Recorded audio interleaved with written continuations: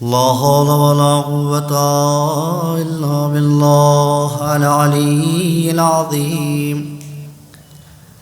أعوذ بالله من الشيطان الرجيم. بسم الله الرحمن الرحيم. الحمد لله رب العالمين، بارئ الخلائق أجمعين، باعث الأنبياء والمرسلين، والصلاة والسلام والتحية والإكرام على البشير النذير السراج المنير، مولانا ونبينا وشفيعنا إن شاء الله أبي القاسم مصطفى محمد.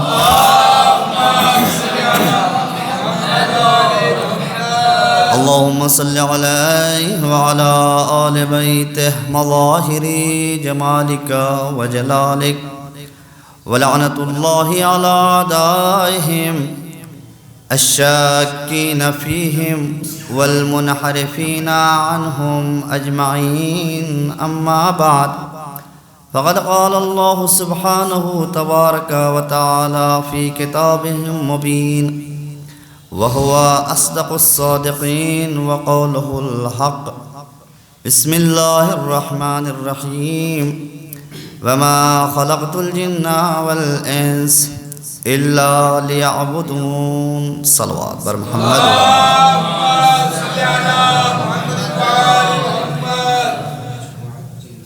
التماس سے ایک مرتبہ سورہ حمد، 3 مرتبہ سورہ اخلاص کی تلاوت فرما کر مرحوم سید احمد ضامن ابن سید علی ضامن کی ارواح کو ارسال.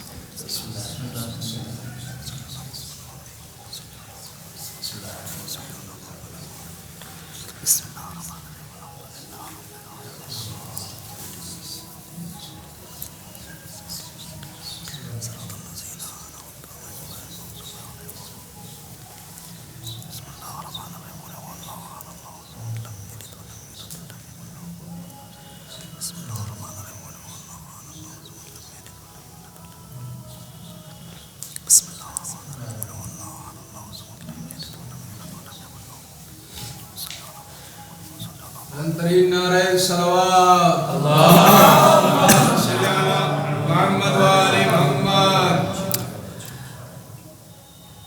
خلاق کائنات نے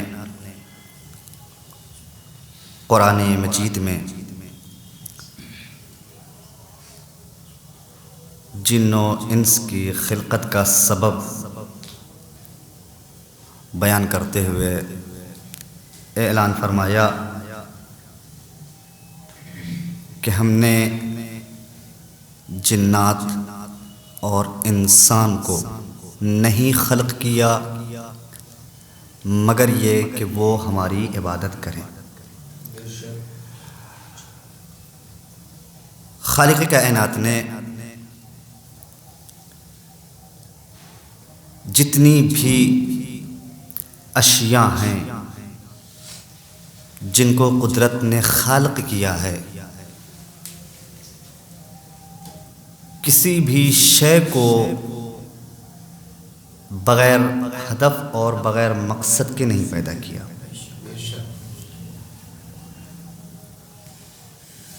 چاہے وہ جمادات ہوں، چاہے وہ نباتات ہوں، حیوانات ہوں، انسان ہوں، اجنہ ہوں، ملائکہ ہوں، ہر مخلوق کے خلق ہونے کا ایک مقصد ہے. قدرت نے ان تمام مخلوقات کو خلق کیا اور تمام مخلوقات کے درمیان ایک ایسی مخلوق تھی کہ جس کو دوسری تمام مخلوقات پر اشرفیت اور افضلیت عطا فرمائی. وہ مخلوق ہے انسان. انسان کو خداوند عالم نے دوسری تمام مخلوقات سے افضل اور اشرف قرار دیا. اس کی اپنی وجوہات ہیں، اس کے اپنے اسباب ہیں کہ خالق کائنات نے اس کو اشرف المخلوقات کیوں قرار دیا۔ عزیزان گرامی، جتنی مخلوقات ہیں جن کو ہم دیکھ سکتے ہیں،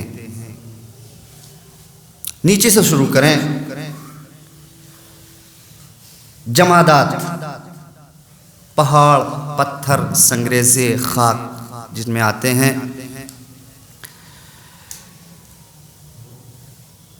قدرت نے اس کو ایک مقصد کے تحت خلق کیا، ایک ہدف کے تحت خلق کیا۔ ایک بات اور عرض کرتا ہوں آپ حضرات کی خدمت میں کہ جتنی مخلوقات ہیں، ہر مخلوق کا ایک کمال ہے، ایک درجہ کمال ہے، اور تمام مخلوقات کے کمال کی حد کو خالق کائنات نے معین کر رکھا ہے۔ ہر مخلوق کو خلق کیا ایک مقصد کے تحت۔ انسان کو کیوں خلق کیا، جس کی طرف اشارہ ہو رہا ہے اسی آیہ کریمہ میں کہ ہم نے جنات اور انسان کو نہیں خلق کیا مگر یہ کہ وہ ہماری عبادت کریں۔ اسی موضوع کے تحت کچھ دیر تک آپ حضرات کی خدمت میں کچھ گفتگو پیش کرنی ہے۔ جمادات، حیوانات، نباتات، انسان، ملائکہ، یہ جتنی بھی مخلوقات ہیں، تمام مخلوقات کا ایک کمال ہے اور ان کے کمال کی حد معین ہے۔ جمادات کا کمال خود اس کا جسم ہونا، اس کا وجود ہی اس کا ایک کمال ہے۔ اس کے بعد کی جو منزل آتی ہے نباتات، جس میں درخت، پیڑ، پودے یہ آتے ہیں، ان کا کمال کیا ہے؟ ان کا کمال،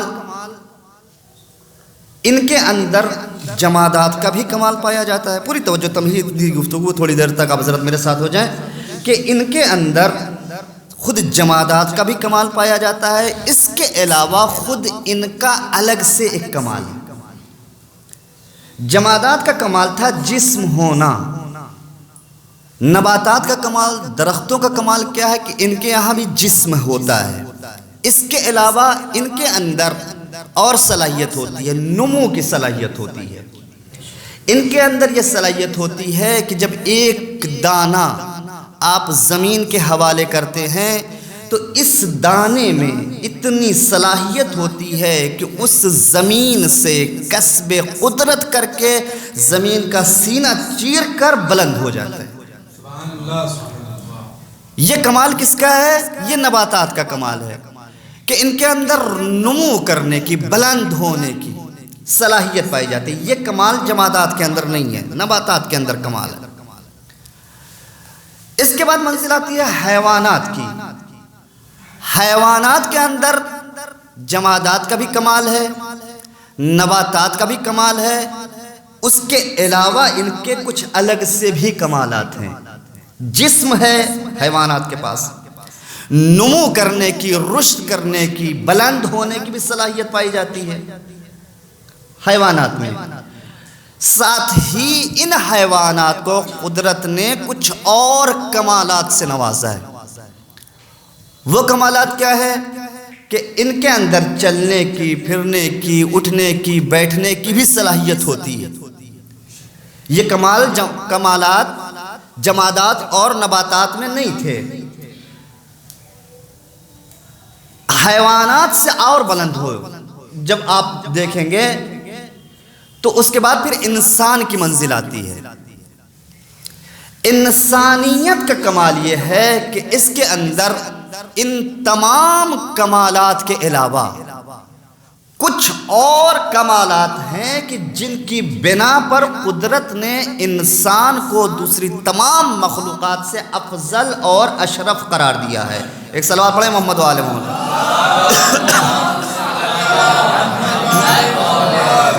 وہ کون سا کمال ہے؟ کہا انسانوں کے اندر ایک کمال یہ ہے کہ اس کے اندر فکر کرنے کی، تفکر کرنے کی صلاحیت ہوتی ہے، اس کے اندر غور کرنے کی صلاحیت ہوتی ہے۔ یہ صلاحیت کسی دوسری مخلوق میں نہیں ہے۔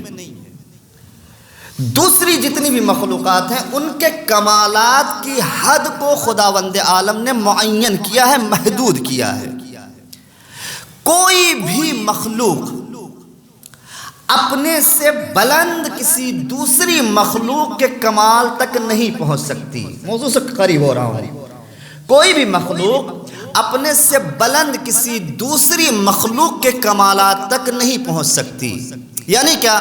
یعنی کوئی بھی پتھر درختوں کی طرح نمو نہیں کر سکتا، کوئی بھی درخت حیوانوں کی طرح چل نہیں سکتا، کوئی بھی حیوان انسانوں کی طرح تفکر نہیں کر سکتا۔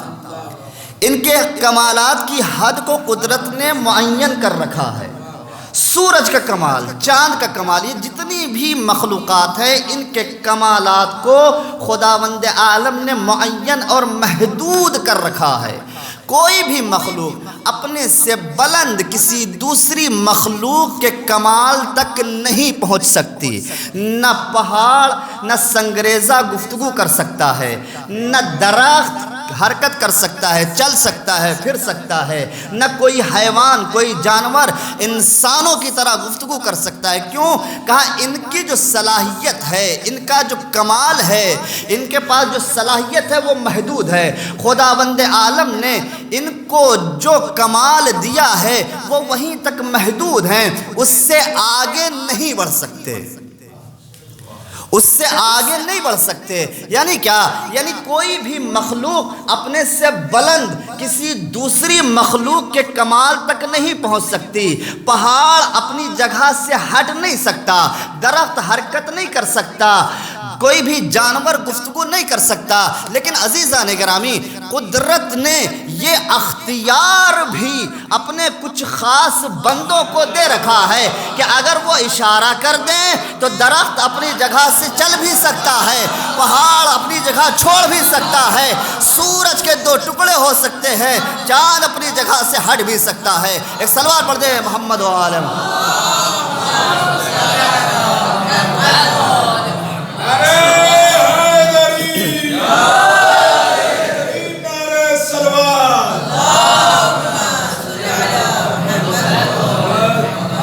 ان کا کمال محدود ہے، یہ صلاحیت فقط انسانوں میں ہے، اور خداوند عالم نے اپنے کچھ خاص بندوں کو یہ اختیار دے رکھا ہے کہ اگر وہ اشارہ کر دیں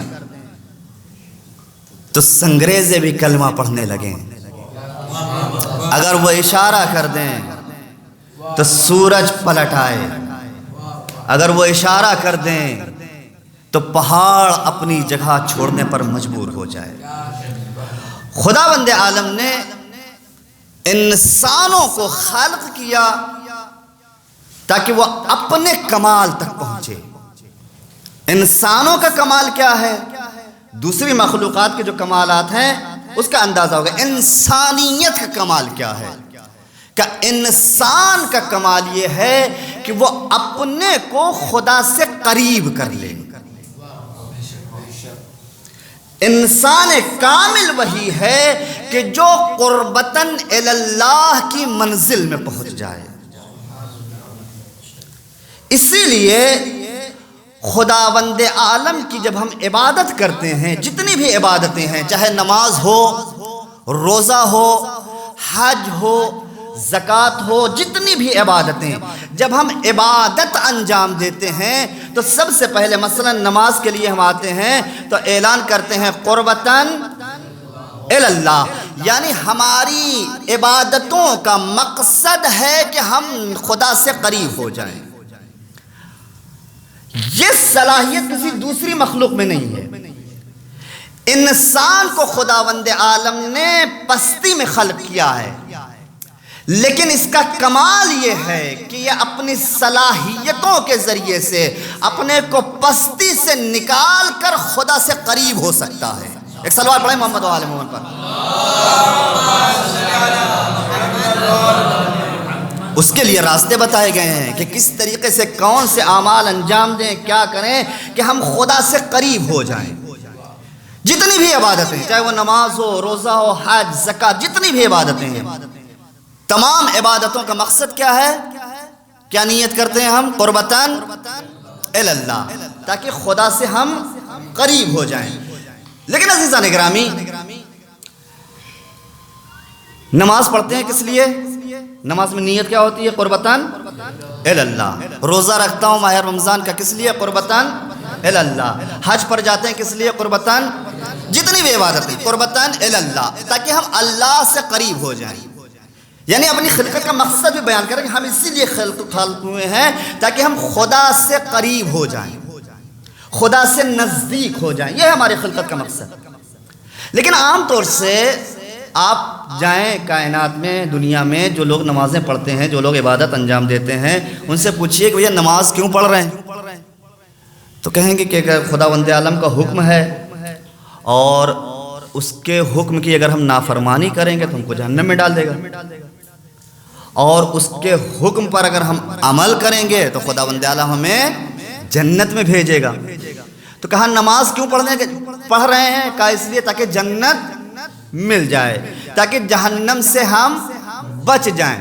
تو دو مقصد آپ کے سامنے ہو گئے، ایک تو جب نماز آپ پڑھنے کے لیے آئے، مصلی عبادت پر آئے، تو آپ نے نیت کی، اعلان کیا کہ ہم نماز پڑھ رہے ہیں کس لیے؟ تاکہ خدا سے قریب ہو جائیں۔ پوری توجہ۔ کہا جب آپ مصلی عبادت پر آئے تو آپ نے اعلان یہ کیا کہ ہم نماز اس لیے پڑھ رہے ہیں تاکہ خدا سے قریب ہو جائیں، اور جب آپ سے پوچھا گیا کہ کس لیے نماز پڑھ رہے ہیں تو آپ نے کیا کہا؟ تاکہ جنت میں پہنچ جائیں۔ تو کیا قربتاً الی اللہ اور جنت دونوں ایک ہی چیز ہے؟ ایک صلوات پڑھیں محمد و آل محمد پر۔ نہیں، ہرگز نہیں۔ قربتاً الی اللہ ایک یہ دوسرا مقصد ہے، یعنی خداوند عالم سے نزدیک ہونا، جنت نہیں ہے یہ۔ جنت کس لیے پھر ہم جنت کا تذکرہ کر رہے ہیں؟ کہا یہ صرف ہم اپنی طرف سے نہیں کر رہے ہیں، خود خداوند عالم نے بھی قرآن مجید میں بہت سے مقامات پر اعلان کیا ہے کہ نیک اعمال انجام دو گے، اچھے اعمال کرو گے، وجنات تجری من تحتہا، کئی مقامات پر اعلان ہوا ہے کہ جنتیں ملیں گی، باغات ملیں گے، حوریں ملیں گی، غلمان ملیں گے۔ یہ کس لیے؟ کہا اس کی وجہ یہ ہے،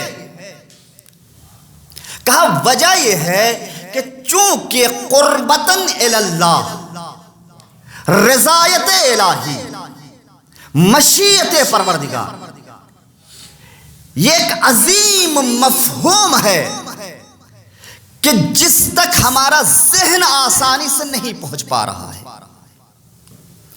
چونکہ ہمارے اذہان کی صلاحیت محدود ہے، اس لیے ہمارے اذہان آسانی سے قربتاً الی اللہ کی عظمت کو درک نہیں کر پا رہے ہیں۔ لہٰذا خود خداوند عالم نے چونکہ اسے پتا تھا کہ انسانی ذہن کی صلاحیت کیا ہے، اسے پتا تھا کہ انسان آسانی سے قربتاً الی اللہ کے مفہوم کو نہیں سمجھ سکتا، لہٰذا کچھ اور ایسے مقاصد خالق کائنات نے بیان کر دیے تاکہ ان مقاصد کو، تاکہ ان اشیاء کو اپنا مقصد بنا کر عبادت انجام دو، ہم قبول کر لیں گے۔ وہ کون سی اشیاء تھی؟ کہا جنت، نہریں، سلسبیل۔ لیکن اصل مقصد، اصل ہدف ہماری عبادت کا جنت نہیں ہے۔ پوری توجہ۔ ہماری عبادتوں کا اصل مقصد جنت نہیں ہے، ہماری عبادتوں کا اصل مقصد جہنم سے بچنا نہیں ہے۔ لیکن چونکہ ہم قربتاً الی اللہ، رضایت الہی، مشیت پروردگار کے مفہوم تک آسانی سے پہنچ نہیں پا رہے ہیں، لہٰذا ہم نے اپنی عبادتوں کا مقصد جنت بنایا یا جہنم سے بچنا بنایا۔ چونکہ ہمارے اذہان میں وہ صلاحیت نہیں تھی، اس لیے ہم نے جب عبادت کی تو اپنی عبادتوں کو ایسے ایسی چیز، اپنی عبادتوں کا مقصد ایسی چیز کو بنایا کہ جن کو ہم سمجھ سکتے تھے، چونکہ ہمارے اذہان قربتاً الی اللہ، رضایت الہی تک نہیں پہنچ پا رہے تھے، لہٰذا ہم نے ان کو اپنا مقصد بنایا۔ لیکن وہ حضرات کہ جو معرفت الہی کی منزل پر ہیں، وہ حضرات جو مشیت الہی، رضایت الہی، قربتاً الی اللہ کے مفہوم سے آشنا ہیں، وہ جب عبادت کی منزل میں آتے ہیں تو اعلان کرتے ہوئے نظر آتے ہیں، پروردگار میں نے تیری عبادت نہ جنت کی لالچ میں کی، نہ جہنم کے خوف میں، بلکہ تو لائق عبادت تھا اس لیے تیری عبادت کی۔ ایک سلوات پڑھ دے محمد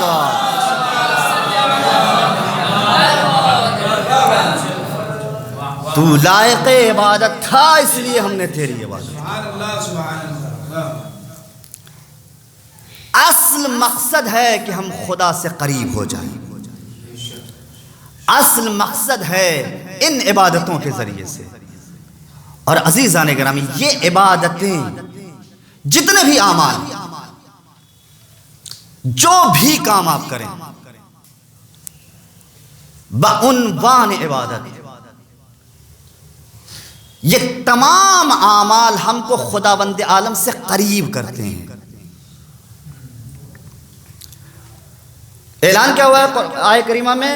وَمَا خَلَقْتُ الْجِنَّ وَالْإِنسَ إِلَّا لِيَعْبُدُونَ، ہم نے جنات و انسان کو نہیں خلق کیا مگر یہ کہ وہ ہماری عبادت کریں۔ اس آیہ کریمہ میں خداوند عالم نے جو ہماری خلقت کا مقصد بیان فرمایا ہے وہ یہ کہ ہم نے ان کو اس لیے خلق کیا تاکہ یہ فقط ہماری عبادت کریں، فقط ہماری عبادت کریں۔ اچھا، تو جو ہماری خلقت کا مقصد صرف خداوند عالم کی عبادت ہے، تو کیا صرف ہم اپنی زندگی میں عبادت ہی انجام دیتے ہیں، دوسرا کوئی کام نہیں کرتے؟ ایک صلوات پڑھیں محمد و آل محمد پر۔ 24 گھنٹے میں عبادت کے نام پر ہم کتنا کام کرتے ہیں؟ کہا 17 رکعت نماز واجب ہے، اس کے علاوہ صدقہ کا دے دیا، 2-4 کام اور کر لیے، کچھ تعقیبات پڑھ لی، کچھ دعائیں زرت عاشورہ، کل ملا کے 24 گھنٹے میں حد اکثر کتنا کام ہم کرتے ہیں کہ جس کو عبادت کہا جا سکتا ہے؟ کہا عبادت کے نام پر جو ہم وقت گزارتے ہیں، جو عبادت کو ہم وقت دیتے ہیں، بہت زیادہ 2 گھنٹہ 24 گھنٹے میں اگر اطمینان سے نماز پڑھی جائے اور قاعدے سے، خلوص سے اور تمام تعقیبات اور مستحبات کے ساتھ، تو 2 گھنٹہ 24 گھنٹے میں کتنا کام کیا ہم نے؟ 2 گھنٹہ۔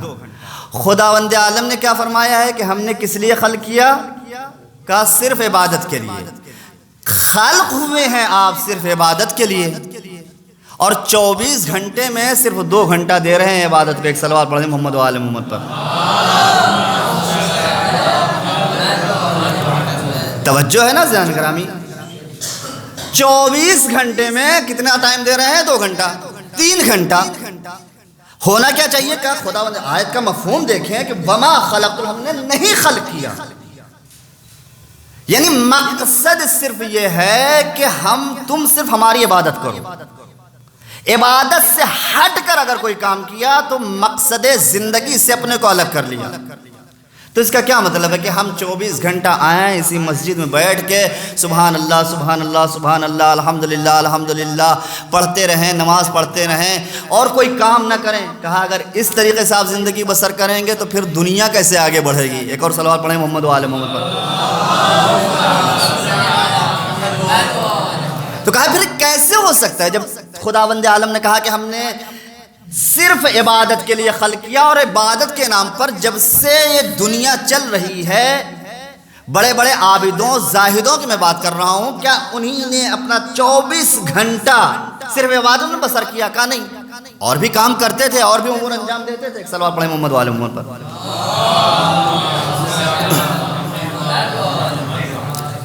کہ نہیں اور بھی امور انجام دیتے تھے. کہا تو پھر کیسے ہو سکتا ہے؟ اس کا مطلب یہ ہے عزیزو کہ ہم آیت کے مفہوم کو اور عبادت کے مفہوم کو ٹھیک سے سمجھ نہیں سکے. خداوند عالم نے فرمایا ہے کہ ہم نے خلق کیا ہے انسان کو صرف عبادت کے لیے، اور ہم نسبتاً بہت کم وقت دے رہے ہیں جو عبادت کا تصور ہمارے ذہن میں ہے اس کے اعتبار سے بہت کم وقت دیتے ہیں. کہ اس کا مطلب ہے کہ عبادت کو جو مفہوم ہے اس کو ہم ٹھیک سے سمجھ نہیں سکے. اس کا مطلب ہے کہ عبادت جس عبادت کا مطالبہ خداوند عالم کر رہا ہے اس عبادت کو سمجھنے کی ضرورت ہے. جتنے بھی کام ہم کرتے ہیں 5 ہوتے ہیں، 5 طریقے کے افعال خمسہ جن کو کہتے ہیں. پہلا کام واجب کہ جس کو کرنا سب پر فرض ہے، نہیں کریں گے تو گنہگار. حرام کریں گے تو گنہگار. مستحب کریں گے تو ثواب، نہیں کریں گے تو کوئی عذاب نہیں. مکروہ نہ کریں تو بہتر ہے، کر لیا تو کوئی عذاب نہیں.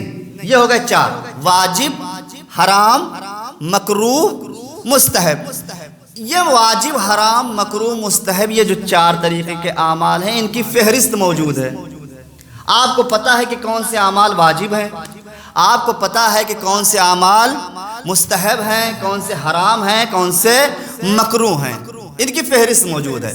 اس کے علاوہ ان 4 افعال کے علاوہ ایک فعل اور رہ جاتا ہے جس کو ہم کہتے ہیں مباح. مباح کون سا کام ہے؟ کہا جس کو کریں گے تب بھی کوئی ثواب نہیں، چھوڑ دیں گے تب بھی کوئی عذاب نہیں. یعنی جس کا کرنا اور نہ کرنا دونوں برابر، نہ کرنے میں ثواب نہ ترک کرنے میں ثواب، نہ کرنے میں عذاب نہ ترک کرنے میں عذاب. کا سب سے زیادہ جو ہم کام کرتے ہیں، پوری توجہ، وما خلقت الجن والانس الا ليعبدون، ہم نے انسانوں، جنات و انسان کو صرف عبادت کے لیے خلق کیا. کیسے زندگی بسر کریں کہ ہماری پوری زندگی عبادت میں بسر ہو. اگر ہم انسان کامل بننا چاہتے ہیں، اگر ہم اس مقصد تک پہنچنا چاہ رہے ہیں کہ جس کے لیے خداوند عالم نے ہم کو خلق کیا ہے، تو کس طریقے سے زندگی بسر کریں؟ کہ یہ جو 4 اعمال ہیں ان کے مقابلے میں جو مباح کام ہوتا ہے کہ جس میں نہ کوئی ثواب ہے نہ کوئی عذاب ہے، سب سے زیادہ ہم مباح کام کرتے ہیں. مباح کام جیسے کہا چلنا پھرنا، اٹھنا بیٹھنا، سونا جاگنا، کھانا پینا، جتنے بھی کام ہیں ان 4 امور کے علاوہ وہ سب کے سب مباح ہیں، جس میں نہ کوئی ثواب ہے، جس میں نہ کوئی عذاب ہے. ایک آیت اللہ درس دے رہے تھے اپنے طلاب کے درمیان. درس دیتے دیتے انہی نے فرمایا کہ 40 سال میں نے ایک بھی مباح کام انجام نہیں دیا. 40 سال میں نے کوئی مباح کام انجام نہیں دیا. بچوں نے، طالب علموں نے حیرت سے ان کی طرف دیکھنا شروع، حضور یہ کیسے ہو سکتا ہے؟ 85% کام تو ہم مباح کرتے ہیں، بقیہ تو واجب، حرام، مستحب، یہ تو اس کی بہت کم اس کا وقت ہوتا ہے، بہت فہرست محدود ہے اس کی. زیادہ تر کام ہم مباح کرتے ہیں. آپ کہہ رہے 40 سال سے میں نے کوئی مباح کام انجام نہیں دیا. کہا ہاں میں صحیح کہہ رہا ہوں. کہا حضور کیسے ہو سکتا ہے؟ کیا آپ نے کھانا نہیں کھایا؟ کیا آپ پانی نہیں پیتے؟ کیا آپ کہیں جاتے نہیں؟ کیا آپ کسی سے گفتگو نہیں کرتے؟ کیا آپ سفر نہیں کرتے؟ کیسے ممکن ہے کہ آپ نے 40 برس میں کوئی مباح کام انجام نہیں دیا؟ کھانا نہیں کھاتے تھے، پانی نہیں پیتے تھے. انہوں نے کہا نہیں، سب کام میں کرتا تھا، کھانا بھی کھاتا تھا، پانی بھی پیتا تھا، گفتگو بھی کرتا تھا. لیکن تم جب کھانا کھانے کے لیے آتے ہو، دسترخوان پہ بیٹھتے ہو، کھانا کھا کے اٹھ جاتے ہو، اس میں نہ کوئی ثواب ہے نہ کوئی عذاب ہے. لیکن میں جب دسترخوان پہ آتا ہوں، بیٹھتا ہوں، نیت کرتا ہوں پروردگار اس غذا کے ذریعے سے جو مجھے قوت ملے گی اس سے میں تیری عبادت کروں گا، تیرے بندوں کی خدمت کروں گا. وہ کام جو ابھی تک مباح تھا اب مستحب ہو چکا ہے. ایک سلوات پڑھ دے محمد وال.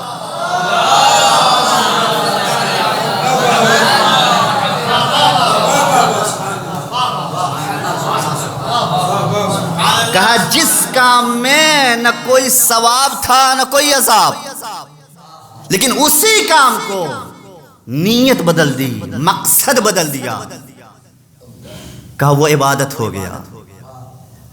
کسی سے ملاقات کرنے جا رہے ہو، چلے گئے ملاقات کرنے کے لیے، ملاقات کر کے واپس آ گئے، نہ کوئی عذاب نہ کوئی ثواب۔ نیت کر کے جاؤ، پروردگار میری اس ملاقات سے اس بندے مومن کو جو خوشی ملے گی قربتاً اللہ، تیری رضایت کے لیے، کہا یہ مستحب ہو جائے گا۔ جتنے بھی اعمال انجام دو، جتنے بھی کام کرو، ان تمام اعمال کو قربتاً اللہ کی نیت سے اگر انجام دو گے تو پھر تمہارے دامن میں مباح نام کا کوئی فعل نہیں رہے گا، سب کے سب مستحب ہو جائیں گے، اور اس طریقے سے تمہاری ہر سانس عبادت میں بسر ہوگی۔ وَمَا خَلَقْتُ الْجِنَّ وَالْإِنسَ إِلَّا لِيَعْبُدُونَ کا مصداق بننا ہے تو اس طریقے سے زندگی بسر کرنی پڑے گی۔ ایک سلوات پڑھ دیں محمد و آل محمد۔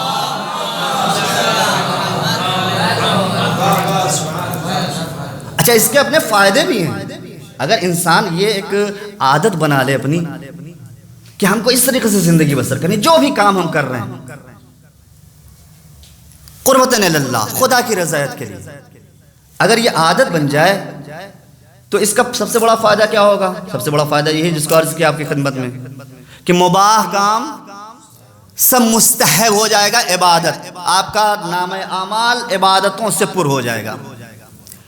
دوسرا فائدہ، کہا آپ کوئی غلط کام نہیں کریں گے۔ کیوں؟ کہا قربتاً اللہ کی نیت کر کے جھوٹ تو کوئی بولے گا نہیں، قربتاً اللہ کی نیت کر کے کوئی غیبت نہیں کرے گا۔ کہا اگر اس طریقے سے اپنی زندگی کو لے کر چلو تو تمام برائیوں سے یہ نیت تم کو دور کر لے گی۔ ایک اور سلوات پڑھ دیں محمد و آل محمد۔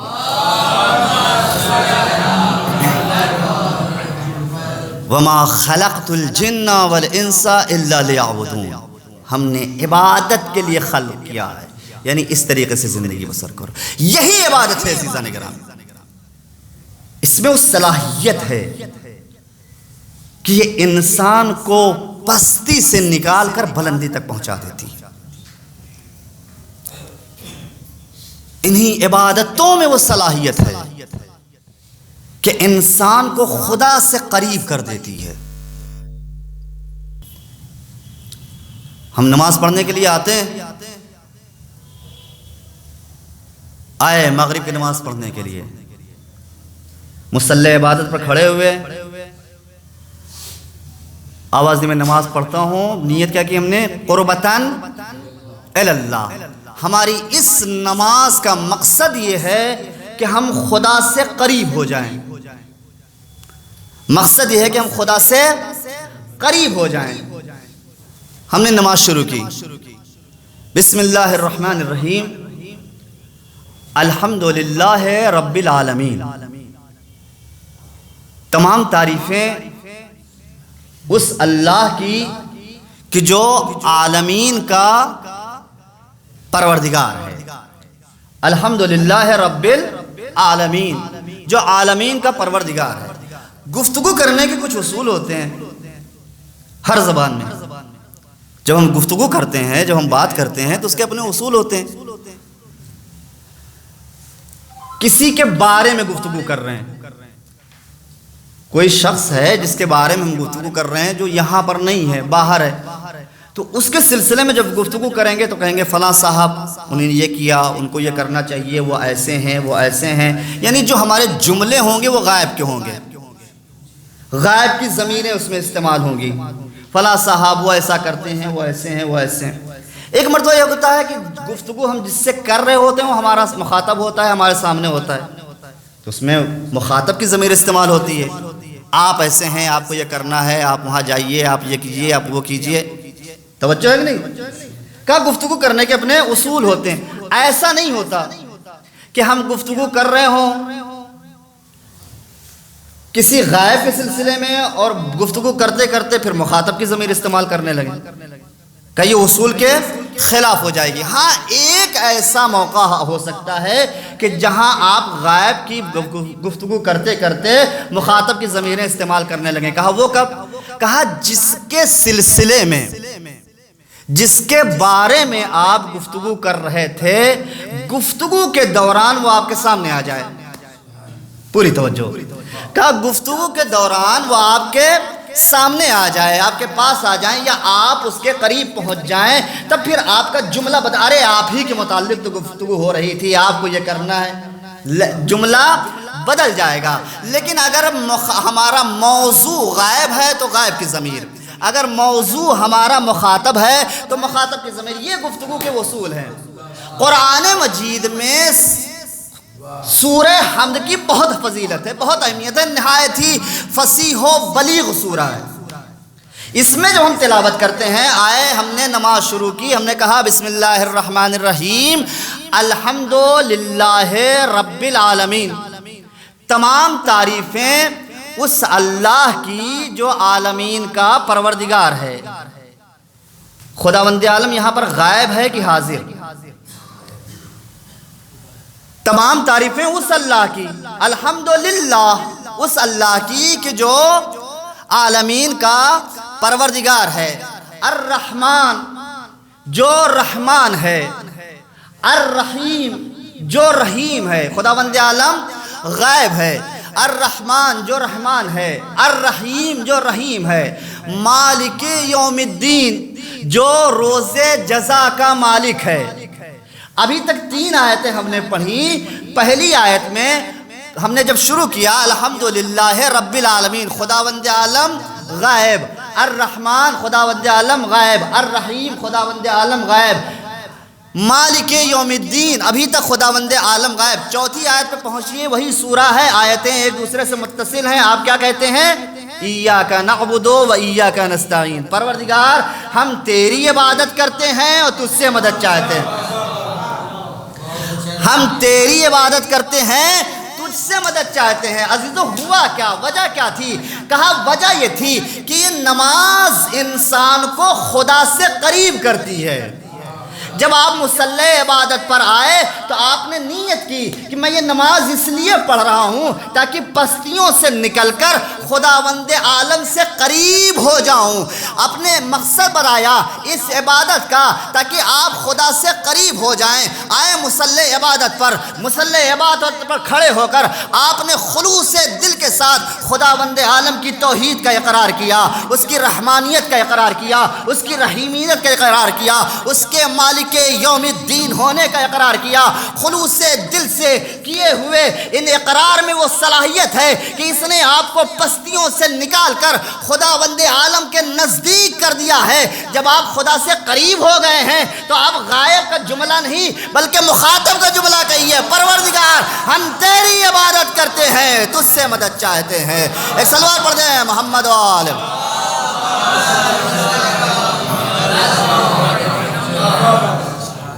ہم تیری عبادت کرتے ہیں اور تجھ سے مدد چاہتے ہیں.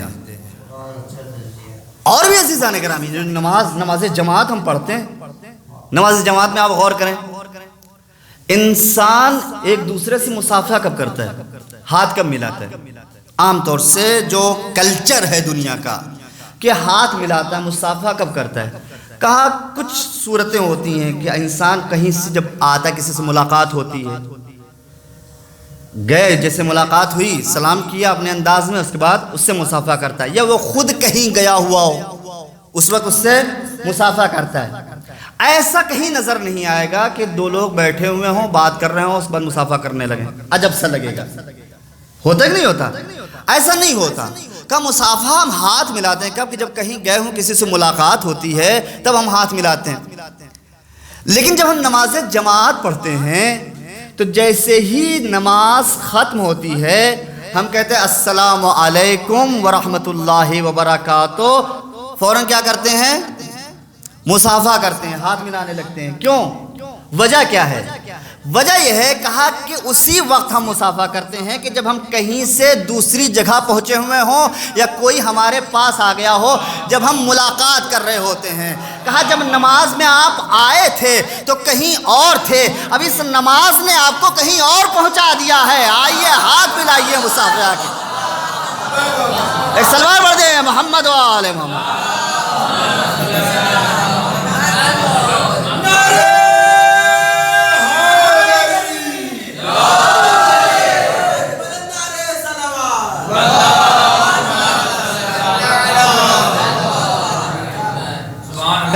عبادتوں میں یہ صلاحیت ہے،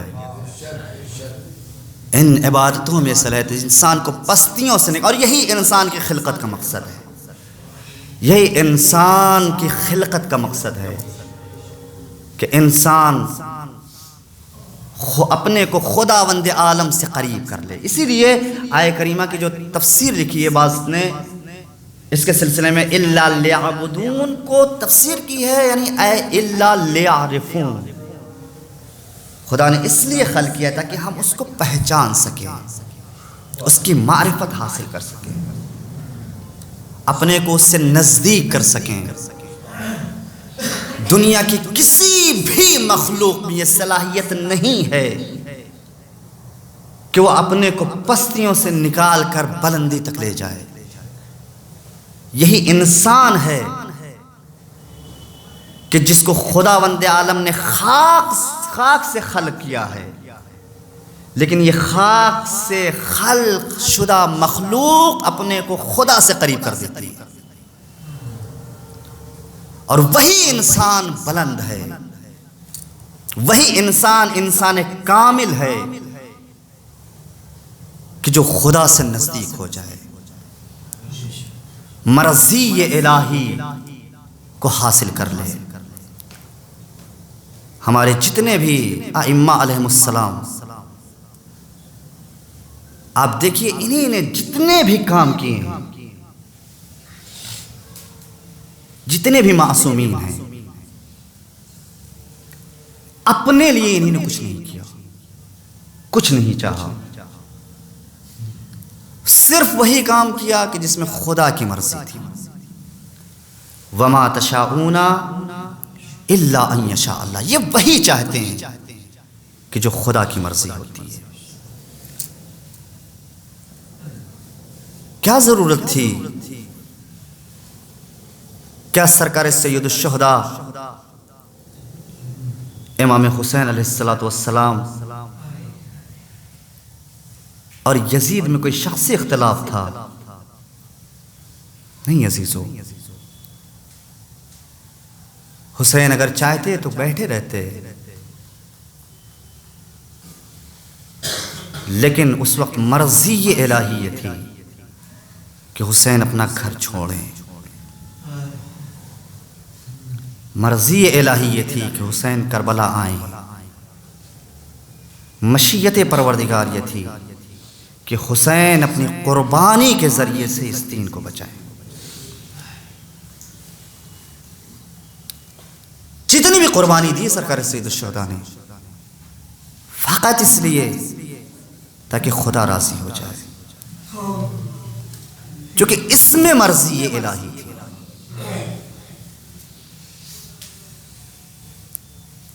پورے کربلا کی قربانی آپ دیکھیں،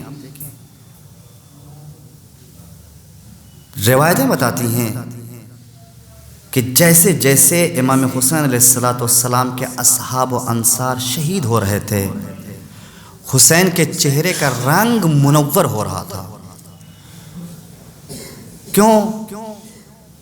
کیونکہ امام حسین علیہ السلام مرضی الہی کے مطابق یہ قربانیاں پیش کر رہے تھے، خدا کی مصلحت ہے، خدا کی مرضی ہے۔ پروردگار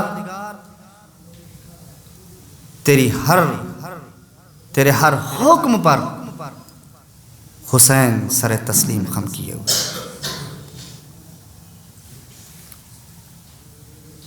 اور اس طریقے سے امام حسین علیہ السلام نے کربلا کے میدان میں اپنی قربانیاں پیش کیں، مرضی الہی کی خاطر کہ خود خداوند عالم نے سند عطا کر دی، یا ایتھا النفس المطمئنہ ارجعی الی ربک راضیۃ مرضیہ۔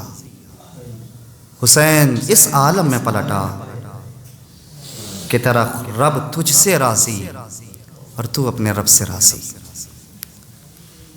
بس عزیزان گرامی، سیرت رہی ہے عزیزو ہمارے معصومین علیہ السلام کی، انہی نے ہم کو بتایا ہے کہ زندگی کیسے بسر کی جائے۔ جو بھی کام کرو غور کرو کہ اس میں خدا کی کیا مرضی ہے۔ امام حسین علیہ السلام کربلا کے میدان میں جب اپنی تمام قربانیاں پیش کر چکے، آئے در خیمہ پر، آواز دی زینب ام کلثوم حسین کا آخری سلام قبول کرو۔ روایت بتاتی ہے عزیزو کہ جب امام حسین علیہ السلام نے بیویوں کو آخری سلام پیش کیا ہے، جناب زینب کا عجب حال تھا، بیوی سے برداشت نہیں ہو رہا تھا۔ اس وقت امام حسین علیہ السلام نے اعجاز امامت کا سہارا لیا۔